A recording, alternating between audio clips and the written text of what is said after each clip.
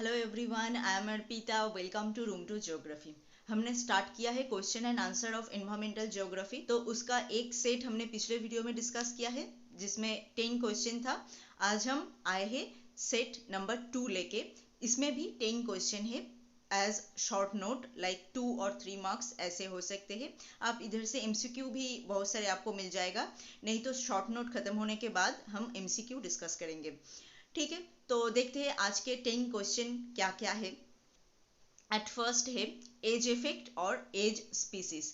As effect refer to the changes in population और community structure that occur at the boundary of two habitat. तो boundary of two habitat mainly कौन सा जगह है? Ecotone, जो हमने पिछले वीडियो में डिस्कस किया है। पिछले क्वेश्चन एंड आंसर के सेट में इकोटोन क्या है वो हमने डिस्कस किया है। तो इकोटोन जो एरिया है, edge effect refer to the changes in the population और कम्युनिटी स्ट्रक्चर। तो इकोटोन एरिया में जो पॉपुलेशन और कम्युनिटी स्पीसीज वगैरह जो होता है उसमें जो चेंजेस होता है उसे कहते हैं एज इफेक्ट और एज स्पीसीज, मतलब उसे कहते हैं एज इफेक्ट। तो एज एरिया का इफेक्ट के वजह से ही उस जगह पे पॉपुलेशन और कम्युनिटी के अंदर चेंजेस होता है, तो इसलिए इसे हम एज इफेक्ट कहते हैं। तो एज इफेक्ट मेनली क्या है?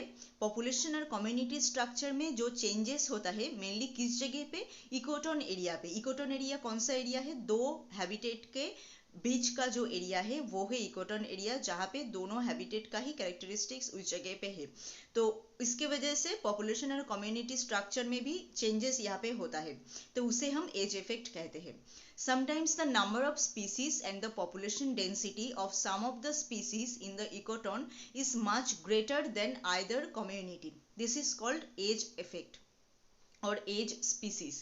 ठीक है, तो mainly the number of species and population density, sometimes हम क्या देखते हैं, जो इकोटोन जो एरिया है वहाँ पे बहुत ज़्यादा है एंड उनका जो वेराइटीज है वो भी बहुत ज़्यादा है। यहाँ पे दो जो साइड का जो हैबिटेट है उन दोनों से अगर आप कंपेयर करोगे तो उस इकोटोन एरिया पे number of species and population density ये सब ज़्यादा है, तो इसे हम कहते हैं एज इफेक्ट। और जो पॉपुलेशन यहाँ पे मिलते हैं, जैसे the organism which occur primarily और most abundantly in this zone are known as edge species. जो इस जोन पे जो सब मेनली स्पीसीज हम देखते हैं उसे हम एज स्पीसीज कहते हैं।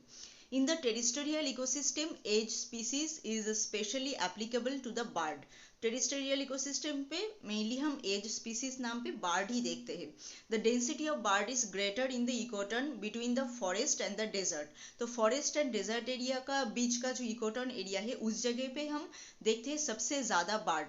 तो इसकी वजह से क्या हुआ, इस जगह पे एज इफेक्ट और एज स्पीसीज हुआ है। तो एज इफेक्ट हमने क्या कहा, इकोटोन एरिया पे पॉपुलेशन एंड कम्युनिटी स्ट्रक्चर में जो चेंजेस होता है दोनों साइड का जो हैबिटेट है उसके साथ अगर कंपेयर करोगे तो यहाँ पे बहुत ज़्यादा चेंजेस होता है एंड नंबर ऑफ स्पीसीज भी दो हैबिटेट के साथ अगर कंपेयर करोगे तो इस जगह पे ज़्यादा होता है। इसे हम कहते हैं एज इफेक्ट एंड यहाँ पे जो जो स्पीसीज मिलता है उसे हम कहते हैं एज स्पीसीज। टेरिस्टेरियल इकोसिस्टम में mainly bird edge a edge species नाम से जाना जाता है। फॉरेस्ट एंड डेजर्ट ये दो जो अलग बायम है, इन दो बायम के बीच का जो इकोटोन एरिया है वहाँ पे हम बार्ड का ज़्यादा डेंसिटी देखते हैं, तो इसकी वजह से यहाँ पे एक एज इफेक्ट क्रिएट हुआ है। तो ये है mainly edge effect. I think आपको समझ में आ गया है। इस डायग्राम पे अगर आप देखोगे तो ये है दो हैबिटेट, ये ग्रीन कलर का एक, ये ब्लू कलर का एक, दो हैबिटेट। इसके बीच का जो एरिया है, ये जो एरिया है ये है इकोटोन एरिया। तो इस जगह पे आप देख रहे हो रेड कलर का स्क्वायर है, ब्लू कलर का स्क्वायर है, येलो कलर का स्क्वायर है। तो इस एरिया में रेड ब्लू येलो सभी है। यहाँ पे भी कितने सारे ब्लू सर्कल है, रेड सर्कल है, येलो सर्कल है, इसके अंदर भी वो सब सर्कल है। मतलब ये जो एरिया है ये दो हैबिटेट एक साथ मिक्स होके ये जगह बना है, मतलब दोनों हैबिटेट का ही कैरेक्टरिस्टिक्स इस जगह पे है। तो यहाँ पे मेनली हम देखते हैं नंबर ए डायग्राम का जो हैबिटेट है, यहाँ पे हम देख रहे हैं 3 कलर का species, red, blue and yellow. And ये जो स्पीसीज है बी जो हैबिटेट है, यहाँ पे हम 3 स्पीसीज देख रहे हैं, एक रेड, एक ब्लू, एक येलो। बट इस जगह पे हम क्या देख रहे हैं, बहुत सारे स्पीसीज हम इस जगह पे देख रहे हैं अलग अलग। मिडिल का जो एरिया है जैसे ट्रायंगल शेप में देख रहे हैं, स्क्वायर शेप में देख रहे हैं, राउंड शेप में देख रहे हैं, ठीक है।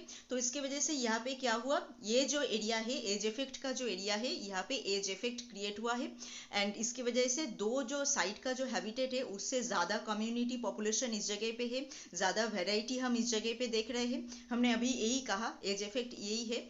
तो दो हैबिटेट से भी अलग अलग टाइप ऑफ स्पीसीज यहाँ पे हम देख पा रहे हैं। तो ये है mainly edge effect. Next number 2 of question क्या है, इकोलॉजिकल नीड्स। तो यहाँ पे बहुत सारे इंपॉर्टेंट क्वेश्चन है, आप प्लीज ध्यान से सभी क्वेश्चन देखिए। Needs refer to the unique functional role and position of a species in its habitat and ecosystem. तो कोई एक स्पीसीज का जो हैबिटेट है, मतलब जिस जगह पे वो रहता है वहाँ पे उनका जो फंक्शनल रोल होता है, अलग अलग रोल होता है। खाने के लिए एक अलग काम करते हैं वो, रिप्रोड्यूस के लिए अलग काम करते हैं, तो अलग अलग उसका फंक्शनल रोल होता है। In nature, many species occupy the same habitat, but they perform different function. तो देखा जाता है बहुत सारे स्पीसीज सेम हैबिटेट शेयर करता है, क्योंकि उसका जो रिक्वायरमेंट है वो सेम है, इसलिए वो सब सेम हैबिटेट में रहता है। बट उसका जो फंक्शन है, काम का जो तरीका है, उसका जो रोल है वो अलग अलग होता है, उसे ही हम इकोलॉजिकल नीड्स कहते हैं। तो हैबिटेट नीड्स जहाँ पे वो रहता है वो है उसका हैबिटेट नीड्स। फूड नीड्स जिस जगह से वो खाना लेता है एंड डिकम्पोज करने के लिए, खाने के लिए एंड कम्पीट करने के लिए जो सब स्पीसीज से वो कम्पीट भी करता है वो है उसका फूड नीड्स, क्योंकि खाने के लिए वो जो स्ट्रगल करते हैं वो फूड नीड्स के अंदर है। Reproductive needs, how and when it reproduce, वो है रिप्रोडक्टिव नीड्स के अंदर। Physical and chemical needs, temperature, landscape, land slope, humidity and another requirement जो अलग अलग होता है, केमिकल रिक्वायरमेंट, फिजिकल रिक्वायरमेंट, वो सब है फिजिकल एंड केमिकल नीड्स के अंदर। तो नीड्स मतलब मेनली क्या है, हैबिटेट जो है उसका एड्रेस है, उस जगह पे बहुत सारे स्पीसीज एक साथ रह सकते हैं। अगर उसका रिक्वायरमेंट सेम होता है तो सभी स्पीसीज का अलग अलग फंक्शन होता है, सभी स्पीसीज खाने के लिए अलग अलग रोल प्ले करते हैं, अलग अलग स्ट्रगल होता है सभी का एक ही हैबिटेट में रहने के बावजूद भी, ठीक है। तो उसे हम कहते हैं इकोलॉजिकल नीड्स। अलग अलग से अलग अलग इकोलॉजिकल नीड्स होता है, जैसे हैबिटेट नीड्स अलग से होता है जहाँ पे वो रहता है, फूड नीड्स अलग से होता है जहाँ से वो खाना कलेक्ट करते हैं, रिप्रोडक्टिव नीड्स अलग से होता है जहाँ पे वो रिप्रोड्यूस करते हैं एंड जिस टाइम पे वो रिप्रोड्यूस करते हैं, ये सब। इस इमेज में अगर आप देखोगे, N organisms habitat is it's address while it's needs is it's occupation, मतलब जो काम वो करते हैं उस हैबिटेट के अंदर वो है इकोलॉजिकल नीड्स। तो यहाँ पे अगर आप देख रहे हो, flamingos feed by straining mud through their bills. तो फ्लेमिंगो का जो ये हेड जो है इतना लंबा है एंड ये मार्ट के नीचे से खाना लेके खा सकता है। यहाँ पे dabbling ducks feed on plant, duck जो है प्लांट के अंदर से खाना खा रहे हैं। एवोकेट फीड ऑन इंसेक्ट, तो ये इंसेक्ट एज ए खाना वो खा रहे हैं। एंड उसके बाद ये जो है ये ओपन शेल जो होता है जो स्नेल का, उससे खाना खाता है।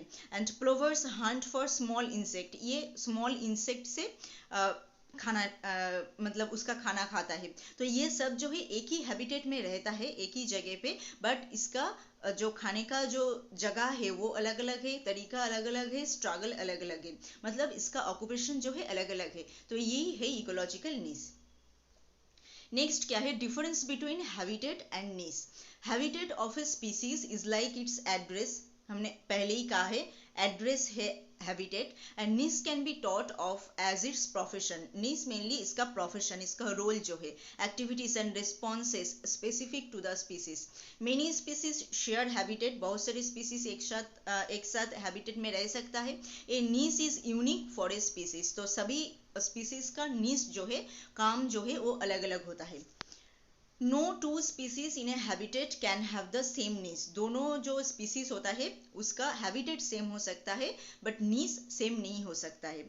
Example, a large number of different species of insect may be paste of the same plant, मतलब एक ही प्लांट में समझो बहुत सारे स्पीसीज, बहुत सारे इंसेक्ट एक साथ रहता है, को एग्जिस्ट करके, इंटरेक्ट करके एक साथ मिलजुल के रहता है। They can coexist as they feed on different part of the same plant, एक ही पार्ट से सभी इंसेक्ट खाना नहीं खाता है, अलग अलग पार्ट से खाना खाता है। जैसे बटरफ्लाई फ्लावर के ऊपर से खाना खाएगा, कोई और इंसेक्ट जो है जैसे ग्रास ऑफर जो है पत्ते खाएगा। तो अलग अलग प्लांट का जो अलग अलग पार्ट है उससे वो खाना खाता है। तो सभी इंसेक्ट एक ही जगह पे रहते हैं, एक ही प्लांट में रहते हैं, मतलब इसका हैबिटेट सेम है, बट इसका नीश जो है, इसका ऑक्यूपेशन जो है वो अलग अलग है। ठीक है, आपको समझ में आ गया हैबिटेट एंड नीश, इन दोनों का डिफरेंस क्या है, ये बहुत इंपॉर्टेंट है यहाँ पे। नेक्स्ट क्या है, नेक्स्ट है ecological succession, the process by which communities of a plant and animal species in an area are replaced and changed into another over a period of time is known as ecological succession. तो mainly क्या है, plant and animal जो बहुत दिनों से एक जगह पे है, धीरे धीरे करके तो चेंज होता रहता है। हमने बहुत सारे ऐसे टर्म पढ़ा है, जैसे एंडेंजर्ड स्पीसीज, जो एक्सटिंक्ट हो गया है ऐसा स्पीसीज, क्योंकि वो क्लाइमेट के साथ एडप्ट नहीं कर पाए हैं इसलिए वो एक्सटिंक्ट हो गया है। ऐसे बहुत सारे प्लांट है, बहुत सारे एनिमल है जो पहले था अभी नहीं है। तो क्यों नहीं है, क्योंकि वो पहले का जो एनिमल एंड प्लांट जो है नए क्लाइमेट के अकॉर्डिंग जो सब प्लांट एंड एनिमल आ रहा है उसके साथ वो रिप्लेस हो गया है।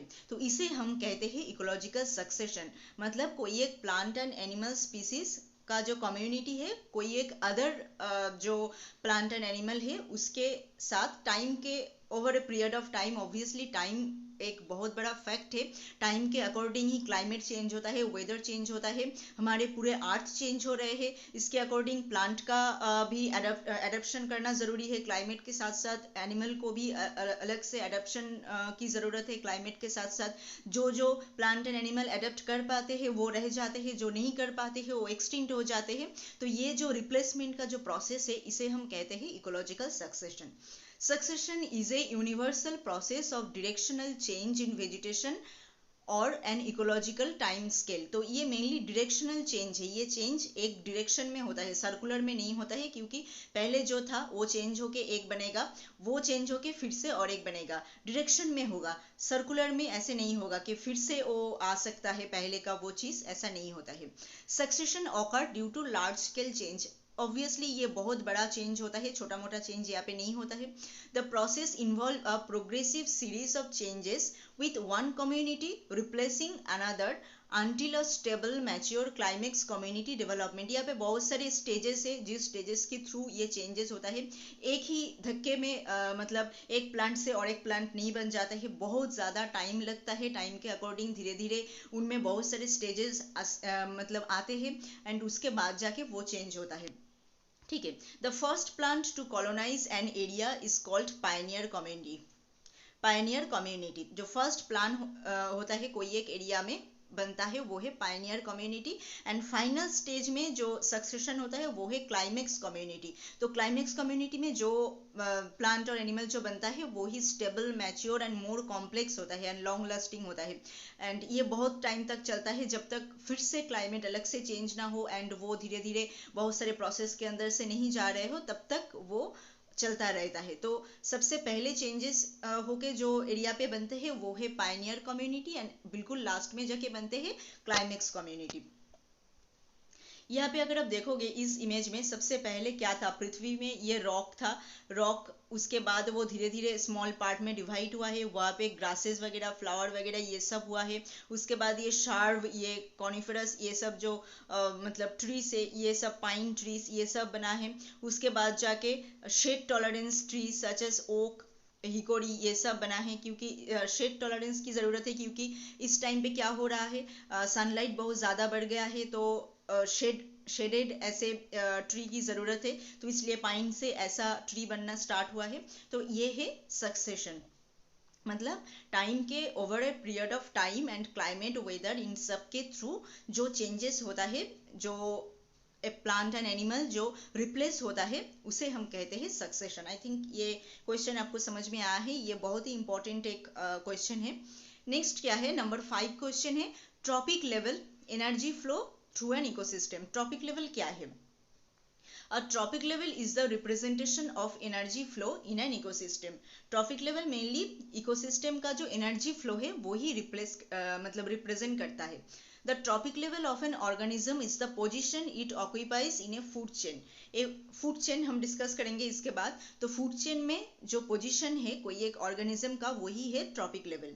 It deal with how the member of an ecosystem are connected based on nutritional need. तो एक दूसरे के साथ सभी मेंबर जो है अलग अलग से कनेक्टेड होता है, प्रोड्यूसर, कंज्यूमर, डिकम्पोजर एक दूसरे के साथ कनेक्टेड होता है एंड एक दूसरे के अंदर एनर्जी जो है फ्लो करके जाते हैं उसके फीड के थ्रू, मतलब खाने के थ्रू। तो वही है ट्रॉपिक लेवल। ट्रॉपिक लेवल में सबसे पहले आते हैं ऑटोट्रॉफ, जो खुद का खाना खुद बना सकता है। वो मेनली ट्री से, ग्रीन प्लांट जो है वो है ऑटोट्रॉफ। उसके बाद है हेटेरोट्रॉफ, जो हार्बीवोर से प्राइमरी कंज्यूमर, जो मेनली ऑटोट्रॉफ को एज ए खाना वो खाते हैं। कार्निवोर से सेकेंडरी कंज्यूमर, जो हेटेरोट्रॉफ ऑटोट्रॉफ दोनों को ही खाता है। इसके बाद टर्शियरी कंज्यूमर, जो इन सभी को एज ए फीड वो खाता है। एंड टॉप कंज्यूमर जो है क्वाटरनरी कंज्यूमर, वो प्लांट, एनिमल सभी को ही खाता है। तो ऐसे करके एनर्जी धीरे धीरे आते हैं एक स्टेप से और एक स्टेप। तो सबसे ज़्यादा एनर्जी रहता है ऑटोट्रॉफ में, क्योंकि ये खुद का खाना खुद बनाता है। यहाँ पे सबसे ज़्यादा एनर्जी होता है। इसको जो एज ए फूड लेता है उसमें एनर्जी थोड़ा कम जाता है, क्योंकि यहाँ पे जो ये ऑटोट्रॉफ जो है वो जो एनर्जी प्रोड्यूस किया है वो रिप्रोडक्शन, उसके मेटाबॉलिज्म, इन सब काम के लिए कुछ तो वो यूज़ किया है उसके खुद के काम के लिए। उसकी वजह से थोड़ा एनर्जी वहाँ पे लॉस हो गया है।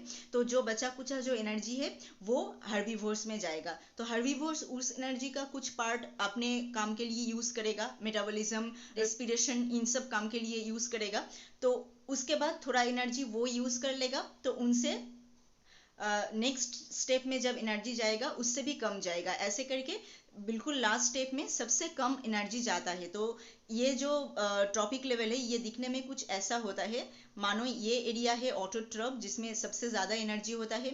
ये है कंज्यूमर का जो प्राइमरी, सेकेंडरी, टर्शियरी जो कंज्यूमर है यहाँ पे कम। उसके बाद टॉप जो कंज्यूमर होता है वहाँ पे सबसे कम एनर्जी फ्लो करता है। तो ऐसे करके जाते हैं एनर्जी, मतलब जो खाना खुद बना सकता है उसके अंदर सबसे ज़्यादा एनर्जी होता है। एंड उसके बाद धीरे धीरे जब ये चेंज होता है, मतलब जाते हैं एक के बाद और एक के पास, तब जाके वो एनर्जी धीरे धीरे कम होता है। Energy flow through the trophic level from producer to top level is unidirectional. Energy flow decreases from the first trophic level. हमने कहा अभी फर्स्ट ट्रॉपिक लेवल से लास्ट ट्रॉपिक लेवल तक एनर्जी फ्लो जो है डिक्रीज करता है, कम होता है धीरे धीरे। प्रोड्यूसर में सबसे ज़्यादा होता है, लास्ट में जाके टर्शियरी कंज्यूमर में सबसे कम होता है। The trophic level introduction involve 3 concept: food chain, food web, ecological pyramid. सभी को हम डिस्कस करेंगे अभी। तो यहाँ पे हम सिर्फ 2 मार्क्स में कैसे आंसर आप लिखोगे, कैसे हो सकता है क्वेश्चन, वो हम डिस्कस कर रहे हैं। इसको हम ब्रॉडली बाद में डिस्कस करेंगे एज ए 5 मार्क्स कैसे हो सकता है। और ब्रॉडली मतलब इसके अंदर जो जो चीज़ें हैं सभी हम अलग से डिस्कस करेंगे। जब ब्रॉडली एक एक टॉपिक अलग से डिस्कस करेंगे तब। अब हम सिर्फ शॉर्ट नोट डिस्कस कर रहे हैं। नेक्स्ट क्या है, नंबर 6 क्या है? नंबर 6 है food chain. Transfer of food energy from green plant through a series of organism with repeated eating and being eaten link is called a food chain. तो food energy हमने अभी कहा एक ऑटोट्रॉफ से primary consumer, tertiary consumer, ऐसे करके वो transfer होता है। तो food energy from green plant through a series of organism with repeated eating, मतलब ये ग्रीन जो प्लांट है ये और भी जो कंज्यूमर है वो ये खाते हैं एंड उस कंज्यूमर को और एक कंज्यूमर खाते हैं एंड इसका ये जो लिंक है इसे हम कहते हैं फूड चेन। चेन के थ्रू ऐसे जाता है, जैसे ग्रासेस है सबसे पहला प्राइमरी प्रोड्यूसर एंड उसको खाते हैं क्या, ग्रास ऑफर। ग्रास ऑफर को खाते हैं क्या, फ्रॉग। फ्रॉग को खाते हैं स्नेक। स्नेक को खाते हैं ईगल। तो ऐसे चेन के थ्रू ये पूरा प्रोसेस जो है होता है, इसे हम कहते हैं food chain. Each step in food chain is called tropic level. तो ये जो एक एक का स्टेप जो है ये है एक एक ट्रॉपिक लेवल। अब food chain start with producer and and with top carnivores. तो प्रोड्यूसर से स्टार्ट होता है क्योंकि ग्रासेस सबसे पहले जो अपना खाना खुद प्रोड्यूस कर सकता है वो पहले बनेगा एंड उसको जो खा पाएगा वो उसके बाद बनेगा। तो इसलिए प्रोड्यूसर से स्टार्ट होता है एंड जाके लास्ट तक टॉप कंज्यूमर तक ये जाता है। तो ये जो खाने का जो ये लिंक है एक दूसरे के साथ, उसे ही हम कहते हैं फूड चेन। तो इस इमेज में अगर आप देखोगे तो आपको अच्छे से समझ में आ जाएगा। जैसे ये है प्रोड्यूसर, तो ये पहला स्टेप है, इसके बाद इसको खाते हैं ग्रास ऑफर, इसको खाते हैं रैट, फ्रॉग भी है यहाँ पे, एंड इसको खाते हैं स्नेक, उसके बाद ईगल। तो ये है फूड चेन, मतलब चेन की तरह ये चेंज होता है। नेक्स्ट क्या है, types of food chain. Food chain कितने टाइप का है, 2 टाइप्स ऑफ फूड चेन हम देखते हैं। एक है ग्रेजिंग फूड चेन और एक है detritus food chain. Grazing food chain, the consumer which start the food chain utilising the plant और plant part as their food constitute the grazing food chain. तो जो सब फूड चेन में consumer जो है वो अपना खाना स्टार्ट करता है प्लांट और पार्ट ऑफ प्लांट से, वो है grazing food chain. For example terrestrial ecosystem, terrestrial ecosystem में ये होता है ग्रासेस सबसे पहला खाना होता है, उसको खाते हैं कैटरपिलर, उसको लिजर्ड को खाते हैं स्नेक। एंड एक्वाटिक इकोसिस्टम में भी होता है, जैसे फाइटोप्लैंक्टन जो मेन प्लांट होता है एक्वाटिक एरिया का, उसको खाते हैं जू प्लांक्टन, उसको खाते हैं फिश, उसको खाते हैं किंगफिशर।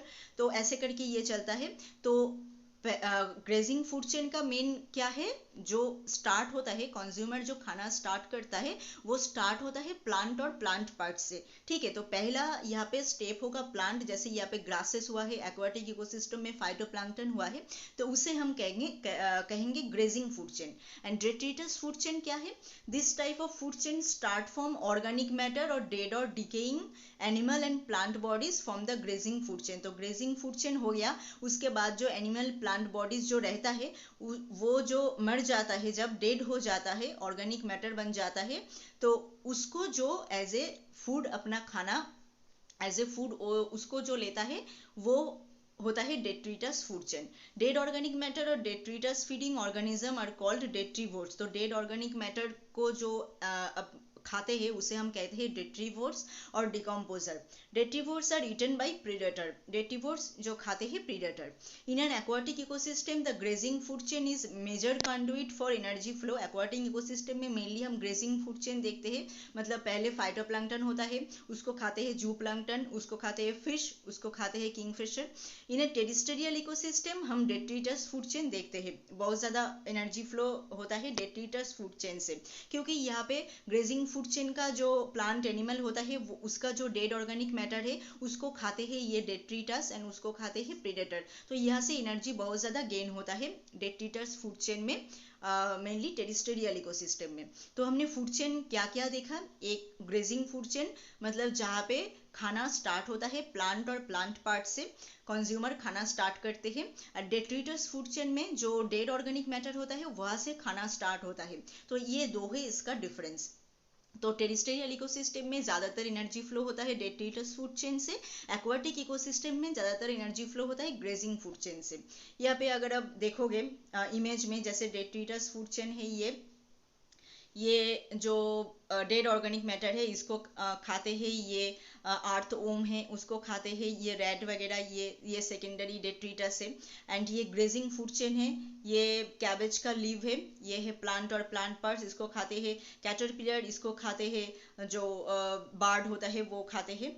तो ये है ग्रेजिंग फूड चेन, तो ये है ग्रेजिंग फूड चेन एंड ये है डेट्रिटस फूड चेन। आई थिंक आपको ये टाइप ऑफ फूड चेन समझ में आ गया है। नेक्स्ट है फूड वेब। फूड वेब क्या है, multiple interlink food chain make a food web. तो बहुत सारे फूड चेन ऐसे एक साथ मिलके एक साथ लिंक होके बनते हैं फूड वेब, ठीक है। Food web represent all the possible path of energy flow in an ecosystem. तो ये फूड चेन से ज़्यादा इंपॉर्टेंट है क्योंकि यहाँ पे बहुत सारे फूड चेन एक साथ मिलके ये बनता है। If any of the intermediate food chain is removed, the succeeding link of the chain will be affected largely. तो यहाँ पे जैसे बहुत सारे फूड चेन एक साथ मिलके ये फूड वेब बनता है, तो एक फूड चेन अगर गायब हो जाते हैं, मतलब उस पर कुछ प्रॉब्लम हो जाते हैं, तो पूरा ये फूड वेब जो है अफेक्टेड हो जाएगा। The food web provide more than one alternative for food of the organism in an ecosystem, therefore increases their chance of survival. तो फूड वेब में हम बहुत ज़्यादा ऑप्शन पाते हैं, मतलब ऑर्गेनिज्म को खाने के लिए बहुत सारे ऑप्शन मिलता है, बट फूड चेन में सिर्फ एक ही होता है। जैसे ग्रासहॉपर को सिर्फ ग्रास ही खाना होता है, ठीक है। बट फूड वेब में बहुत सारे ऑप्शन मिल जाएगा, क्योंकि बहुत सारे फूड चेन यहाँ पे एक साथ लिंक्ड है, तो बहुत सारे फूड चेन में बहुत सारे खाना है, तो इसलिए यहाँ पे ऑप्शन ज़्यादा होता है। जैसे इस इमेज में अगर आप देखोगे बहुत सारे फूड चेन एक साथ है। जैसे ये है कॉर्न का लीव, ये खाते हैं ग्रासहोपर, इसको खाते हैं फ्रॉग, ये एक अलग से फूड चेन है। इसको अगर देखोगे ग्रासहोपर को खाते हैं रैट को खाते हैं पाइथन फिर फ्रॉग को भी खाते हैं। तो यहाँ पे और एक ऑप्शन बन गया इधर से। फ्लावरिंग प्लांट जो है इसको खाते हैं बटरफ्लाई को दोनों फ्लावर से खाते हैं, बटरफ्लाई को खाते हैं फ्रॉग, इधर से ड्रैगन फ्लाई। तो यहाँ पे बहुत सारे ऑप्शन जो है मिलता है एंड एक दूसरे के साथ लिंक्ड होके ये रहता है, तो ये बहुत इंपॉर्टेंट है। नेक्स्ट क्या है, नेक्स्ट है ecological pyramid. The pyramidal representation of trophic level of different organism based on their ecological position is called an ecological pyramid. तो हमने अब तक जो ट्रॉपिक लेवल के बारे में डिस्कस किया, तो उस पे ऑटोट्रफ जो है उस पे ज़्यादा एनर्जी है, उसके बाद कंज्यूमर में कम एनर्जी है। उसको अगर आप पिरामिड के तरह ऐसे देखेंगे, मतलब ऐसे अगर हम रिप्रेजेंट करेंगे तो उसको हम कहेंगे ecological pyramid. The pyramid consist of A number of horizontal bar depicting specific tropic level. तो इसमें बहुत सारे बार होता है अलग अलग से, ऐसे जितने सारे ट्रॉपिक लेवल होगा उतना अलग अलग से बार यहाँ पे होगा।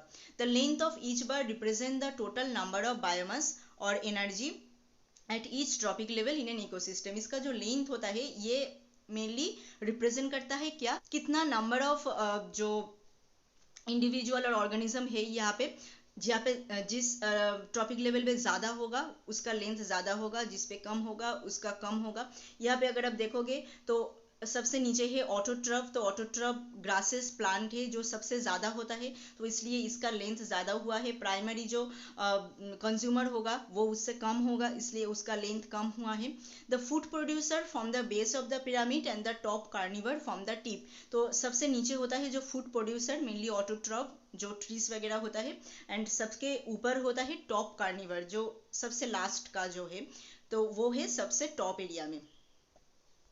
यहाँ पे इमेज भी है। जैसे the ecological pyramid are of their 3 categories में हम देखेंगे ये इकोलॉजिकल पिरामिड। एक है pyramid of number, pyramid of energy and pyramid of biomass. तो सभी को हम डिस्कस करेंगे एक एक करके।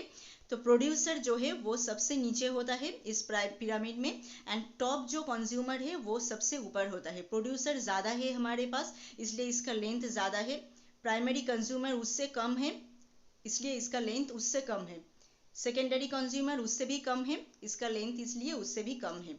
ठीक है, तो आपको समझ में आ गया। पूरा जो ट्रॉपिक लेवल है उसको अगर आप पिरामिड के जैसे रिप्रेजेंट करेंगे तो उसको हम कहेंगे इकोलॉजिकल पिरामिड। अब पिरामिड ऑफ नंबर, हमने कहा 3 टाइप ऑफ इकोलॉजिकल पिरामिड है, pyramid of number, pyramid of energy, pyramid of biomass.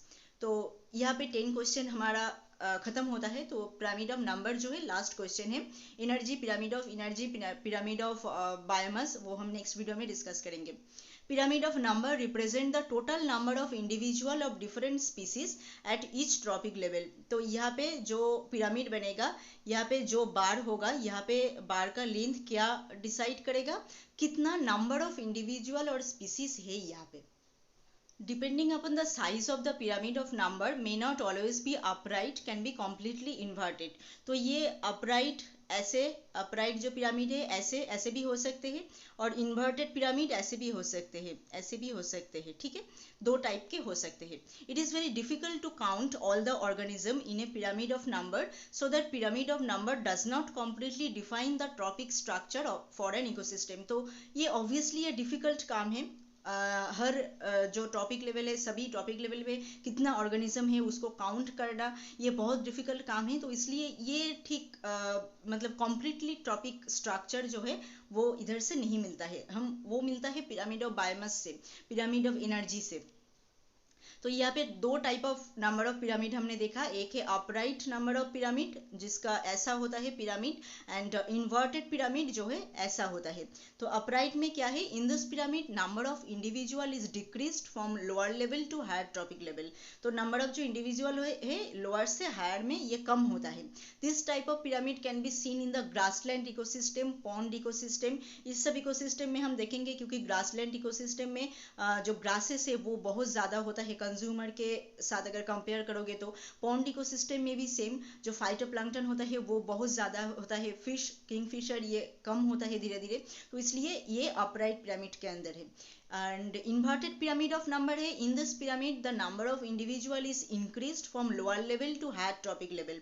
तो लोअर लेवल से हायर ट्रॉपिक लेवल में इंक्रीजेस होता है ऑर्गेनिज्म का, स्पीसीज का, वो है इन्वर्टेड पिरामिड ऑफ नंबर। जैसे ट्री इकोसिस्टम वो होता है इन्वर्टेड पिरामिड के अंदर। ये है अपराइट पिरामिड, जिसके अंदर ग्रासलैंड में अगर आप ग्रासलैंड इकोसिस्टम में अगर आप देखोगे तो नीचे का पार्ट जो है बहुत ज़्यादा होता है, एंड उसके बाद कैटरपिलर कम होता है, बार्ड जो होता है वो कम होता है, टॉप जो है वाल्चर, ईगल, ये सब वो उससे भी कम होता है। तो ऐसे होता है पूरा नंबर ऑफ पिरामिड। तो आई थिंक आज का ये 10 क्वेश्चन आपको समझ में आ गया है। पिछले सेट में हमने 10 डिस्कस किया है, आज 10 डिस्कस किया।